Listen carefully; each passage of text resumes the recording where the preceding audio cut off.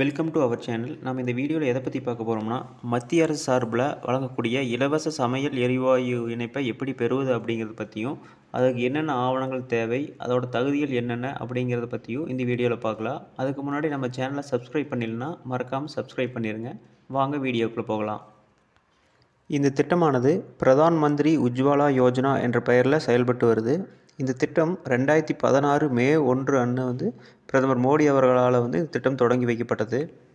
இந்த திட்டமானது தற்போது பிரதான் மந்திரி உஜ்வாலா யோஜனா 2.0 என்ற பெயரில் 2026 வரை தொடர்ந்து வழங்குவதாக அறிவிச்சிருக்காங்க.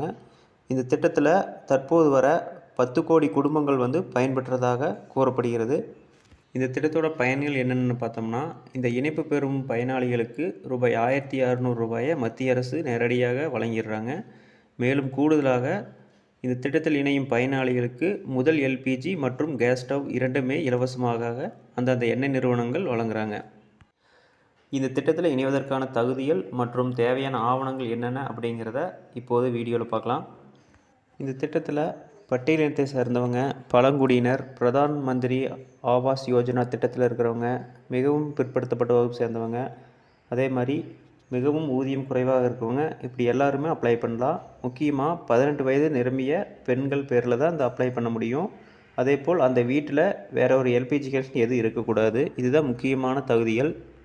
இதுக்கு தேவையான ஆவணங்கள் என்னென்னு பார்த்தீங்கன்னா, உங்களுடைய ஆதார் அட்டை அல்லது வாக்காளர் அட்டை, அதே மாதிரி பேங்க் பாஸ்புக் ஒன்று வேணும், அதே மாதிரி ரேஷன் கார்டு ஒன்று, பாஸ்போர்ட் சைஸ் ஃபோட்டோ ஒன்று, இது இருந்தாலே போதுமானதாக இருக்கும்.